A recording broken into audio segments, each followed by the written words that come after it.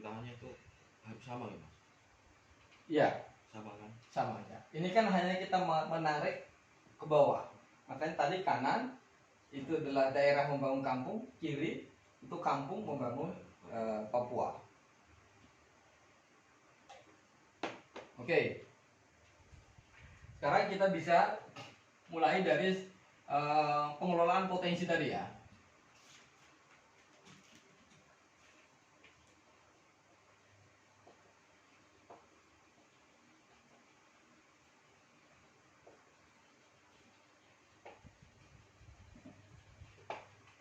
Yang kita bikin program strateginya, program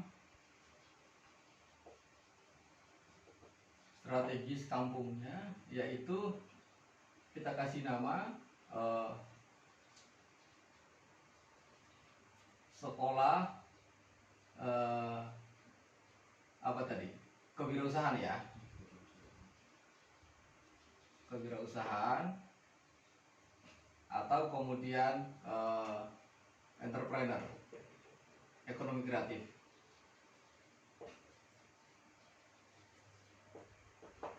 Nah, pengelolaan potensi kampung yang tadi khusus di luar SDM tadi yang berkaitan potensi-potensi lainnya. Nah, inilah yang kemudian kita perlu rumuskan ya, kewirausahaan ekonomi kampus tadi kita bikin yang namanya memperkuat badan usaha milik kampung. Yang kedua, ini kerjasama bungkal ya, badan usaha milik kampung, bukan bungka bersama ya. Jadi konsepnya adalah kerjasama ya. Jadi ini berlaku sifat trading, brokering ya, lalu kemudian kemitraan. Ini mau kita bangun ya. Nah, artinya apa? Baik badan usaha milik kampung maupun kerjasama antara badan usaha milik kampung ini kita dorong sebagai konsep inkubator ekonomi ya. Jadi kita akan setiap kampung, setiap daerah nanti kabupaten yang akan kita dampingi adalah kita menciptakan, merancang ada 1-2 kampung yang sebagai pusat inkubator ekonominya. Berdasarkan apa? Berdasarkan potensi kampung 11 daerah. Ini yang mau kita rancang. Nah, di dalam badan usaha milik kampung ini prasyarat penting adalah satu, ini bicara soal SDM-nya. Yang kedua itu manajemen. Yang ketiga itu bicara soal bisnis prosesnya. Yang keempat kapasitas soal bisnis plan. Ini yang mau kita perkuat nanti sehingga ke depan kita akan merumuskan skema kapan kampung itu bisa menjalankan skema B2G, business to government, kemudian dia akan menyelenggarakan konsep B2B, business to business, ya. Kapan kemudian dia bisa melakukan kolaborasi B2B2G. Ini konsep yang akan kita coba intervensi nanti di dalam gagasan itu, sehingga ketika apa itu B2G, business to government, artinya adalah badan usaha milik kampung ke depan di dalam hal bagaimana meningkatkan kapitalisasi resource-nya mereka agar mereka punya daya dukung. Maka yang pertama adalah kita akan mendorong para bungkal atau badan usaha milik kampung tadi itu bisa menjadi mitranya pemerintah. Di dalam konsep mitranya itu adalah konsep bisnis to government. Misalnya begini, ke depan pemerintah daerah atau pemerintah desa ketika membutuhkan alat mebel dan lain-lain, kebutuhan berkaitan dengan pengadaan barang ya yang ada di pemerintahan kabupaten maupun pemerintahan kampung tadi itu semaksimal mungkin, seoptimal mungkin itu didesain bahwa badan usaha milik kampung itu bisa menjadi supplier, bisa menjadi penyedia barang, penyedia jasa bagi kebutuhan pemerintah daerah maupun kampung. Itu disebut dengan B2G. Yang kedua adalah ke depan badan usaha milik kampung di dalam roadmap kita adalah dia harus berkompetisi di dalam pasar bebas hari ini untuk memainkan di skema bisnis to bisnis. Apa itu bisnis to bisnis? Maka kita akan mengkonversi, mentransformasi badan usaha milik kampung tadi itu menjadi sebuah unit usaha yang sifatnya profesional dalam bentuk apakah itu CV, apakah itu PT, lalu kemudian sehingga dia bisa mampu dan punya kemampuan untuk membangun relasi dan kemitraan ketika dihadapkan dengan buyer, off-taker atau pembeli atau pelaku-pelaku bisnis besar. Contoh misalnya, bukan sesuatu yang tidak mungkin ke depan dengan potensi sagu misalnya, potensi kopi misalnya, atau potensi apapun yang ada di Papua, yang ada dimiliki oleh masing-masing kampung tadi itu, lalu kemudian kita membukakan akses, mengatur bagaimana skema kerjasama bersifat bisnis dengan off-taker dengan perusahaan-perusahaan lain di luar Papua maupun di dalam Papua, sehingga skema bisnisnya bisa menjadi bahwa BUMDes itu bisa menjadi off-taker karena dia pusat inkubator dari potensi milik warga. Lalu kemudian dia akan membangun kerjasama dengan salah satu perusahaan besar misalnya mau importir atau eksportir untuk mengeluarkan seluruh kekuatan potensi ekonominya. Itu disebut dengan business to business. Yang berikut adalah kemitraan bisa juga business to government. Artinya apa? Bahwa pemerintah daerah, pemerintah desa dengan pemerintah daerah yang memiliki perusahaan daerah, ya. Lalu kemudian mereka bisa membangun kolaborasi dan kemitraan bisnis di dalam hal apa? Menggerakkan ekonomi masyarakat kampung tadi itu dengan tadi apakah konsepnya trading, brokering, kemudian kemitraan dalam perspektif bahwa ini transaksi ekonomi, itu yang akan kita kembangkan ke depan dalam konsep BUMDes. Jadi BUMDes ini bukan BUMDes biasa yang kemudian hanya sekedar ada, tetapi kemudian yang mau kita ingin konkretkan adalah bahwa desa dengan intervensi, dengan kolaborasi antara pemerintah daerah dengan kampungnya tadi itu, maka memiliki peluang. Saya membayangkan ada ratusan kampung, ada ribuan kampung yang ada di Papua, lalu kemudian unit-unit mengkapitalisasi bisnis yang dilahirkan oleh badan usaha milik kampung tadi itu akan merekrut, menyelesaikan persoalan apa? SDM dan tenaga kerja.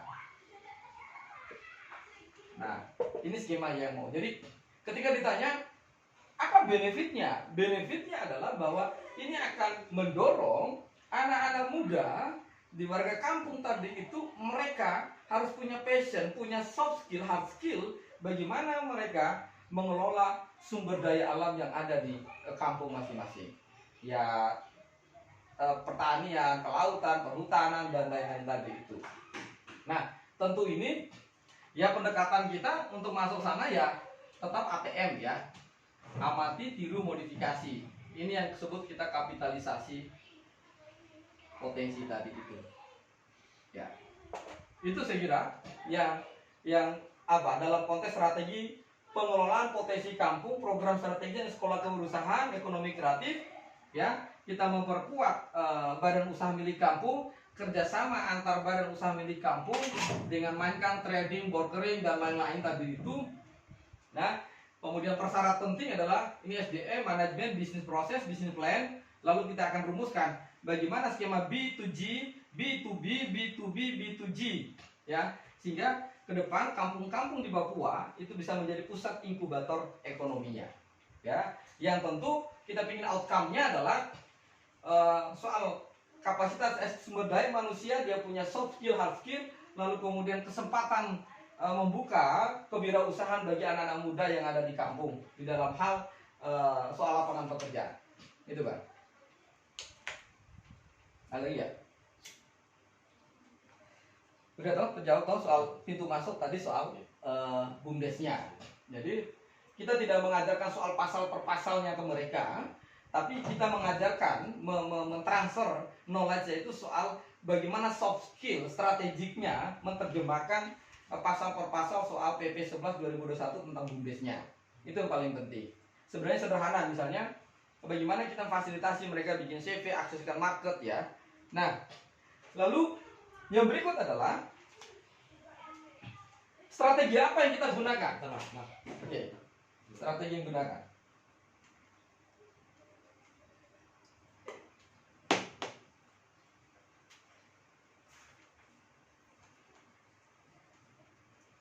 Yes? Oke.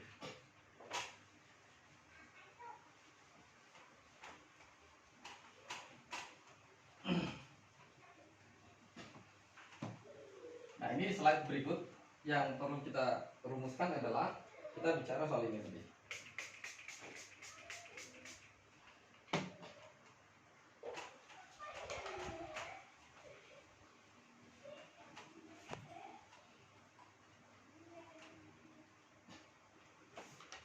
Nah,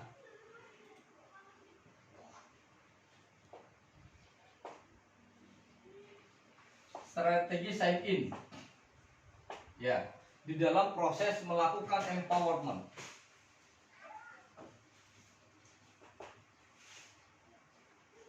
Ini bicara soal akses, choice, voice. Ya, ini strategi sign in masuk kita di dalam situ aja, Bu. Ya. Akses.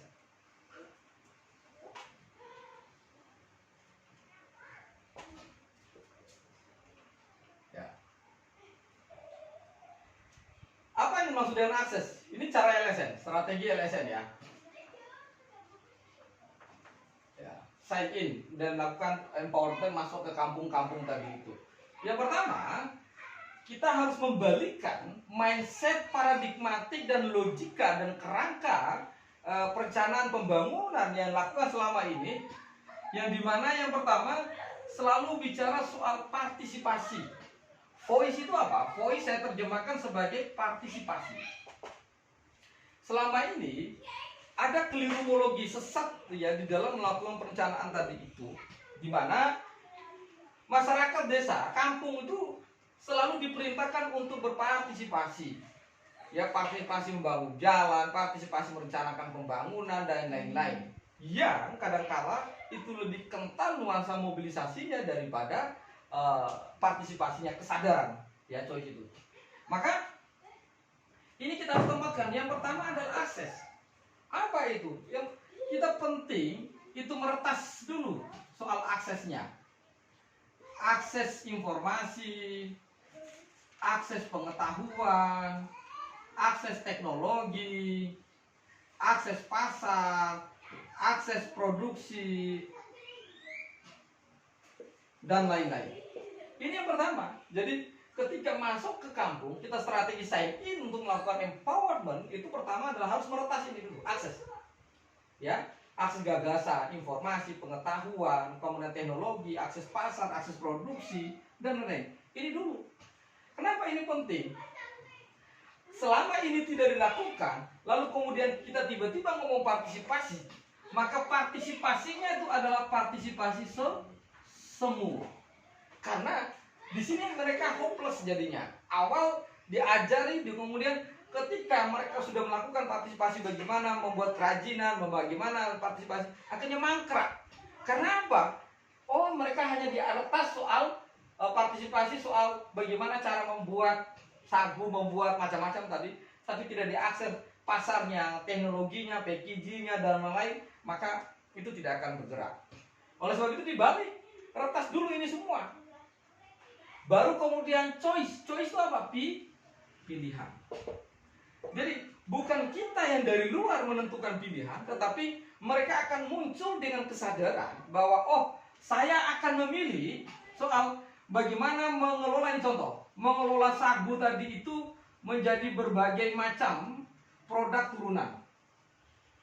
Misalnya gitu. Itu choice, itu pilihan. Oh, saya mau bahwa saya tetap akan mengelola ikan. Bagaimana ikan tadi bukan hanya dijual mentah, tapi itu pilihan. Setelah apa? Mereka tahu pasarnya, mereka tahu teknologinya, mereka tahu bagaimana cara produksinya, mereka tahu manajemennya, mereka tahu knowledge-nya. Nah, sehingga ketika masuk di level ketiga soal partisipasi, ini akan muncul kesadaran. Kenapa? Ada sense of, ada rasa memiliki, ada ketertarikan, dan ada tanggung jawab, ya. Sehingga kemudian ini menjadi partisipasi nyata di dalam hal bagaimana mereka menggerakkan potensi yang dimiliki oleh mereka di kampung. Ini kita rubah. Ini strategi sign in, bagaimana melakukan empowerment, access, choice, dan voice. Jangan dibalik. Selama ini kan suruh partisipasi, setelah partisipasi diintervensi harus milih ini, baru kemudian diajari. Ini selama ini kan kelirumologi nih. Ini 1, ini 2, ini 3. Ini disebut dengan sesat pikir ini, ya, atau kelirumologi melakukan empowerment.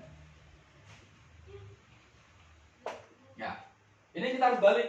Ya, itu ya, Bang. Jadi strategi sign in-nya bagaimana tadi di slide pertama, kedua, ini yang ketiga, ini adalah model pendekatan yang akan kita gunakan, ya. Ini bisa disebut dengan pendekatan paradigmatik untuk melakukan empowerment. Yes. Oke, cukup. Ada lagi nggak? Ini masih terkait apa? Ini tadi kan kalau saya melihat pemetakan ini kan dari kekuatan potensi dari SDM sudah. Nah, terkait resource ekonomi, terkait apa? Outsource dan APBN murni. Ya. Nah kan melihatnya takutnya apa? Bagaimana jangan sampai kita terjebak di prospek yang ini dari outsource itu. Oke, baik.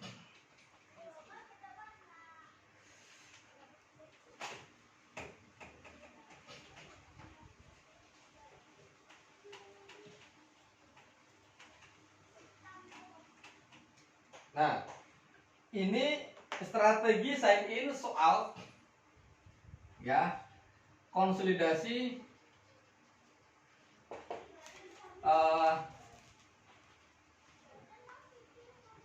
resource, ya, APBD plus otsus, ya, dana otsus.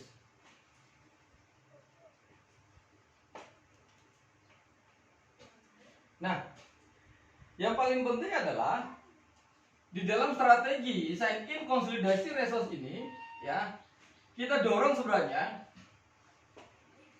Yang pertama, ini harus masing-masing kabupaten kota di Papua tadi harus punya PSD, program strategis daerah, yang kita kasih nama. Kemudian apakah soal tematik, ya, yang sifatnya tematik. Ini dulu. Karena dasarnya adalah kalau kita baca Permendagri 86, ya, tentang perencanaan pembangunan, penyusunan RPJMD maupun APBD, selalu kemudian bicara tematik. Kita gunakan aja itu sebagai pintu masuk. Saya bayangkan misalnya Raja Ampat, Kabupaten Raja Ampat. Di dalam APBD-nya dia punya program strategis daerah. Dengan tematiknya apa? Misalnya soal lumbung pangan misalnya. Ini contoh aja. Ya, punya program tematik atau ketahanan pangan. Contoh.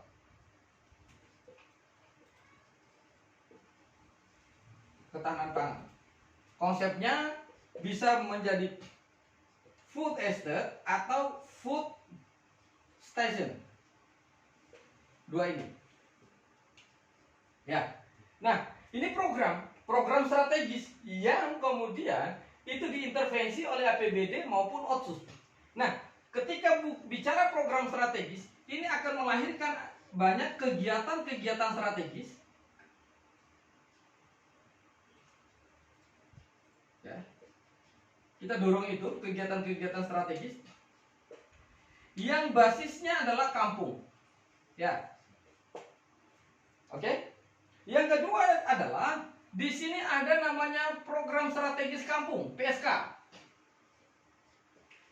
Program strategi kampung karena konsepnya adalah konsolidasi resources, ini menggunakan APBKAL, APBK, maka program strategis kampung dia harus inline, terkonsolidasi dengan program strategis PSD, program strategis daerah, sehingga ini menjadi 3 tungku.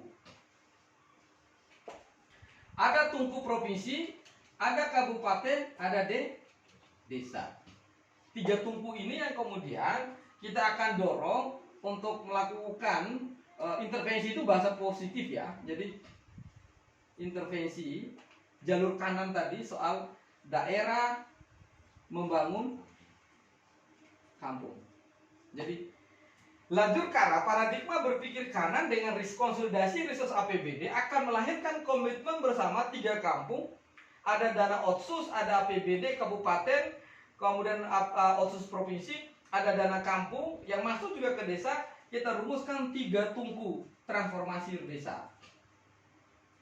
Ya, yang jalur kanannya kita sebut dengan daerah membangun kampung.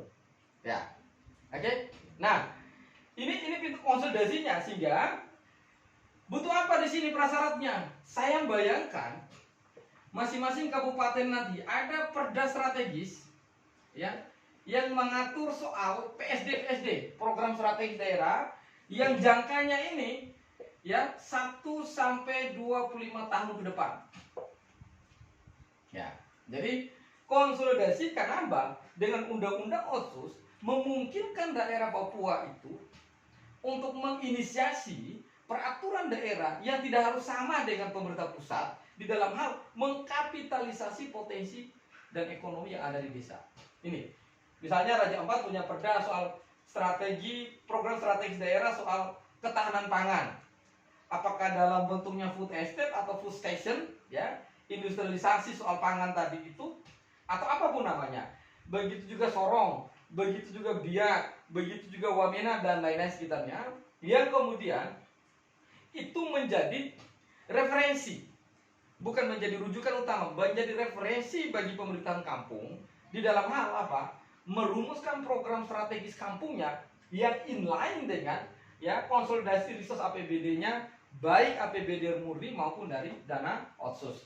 Yang hari ini kalau ke kampung kan sudah ada namanya prospek, ya.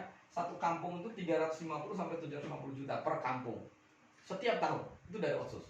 Nah, ini kan tidak terencanakan dengan baik, belum punya tematik yang menurut saya bisa mengkapitalisasi potensi ekonominya. Itu kan? Udah? Ini udah ya? Apalagi Pak?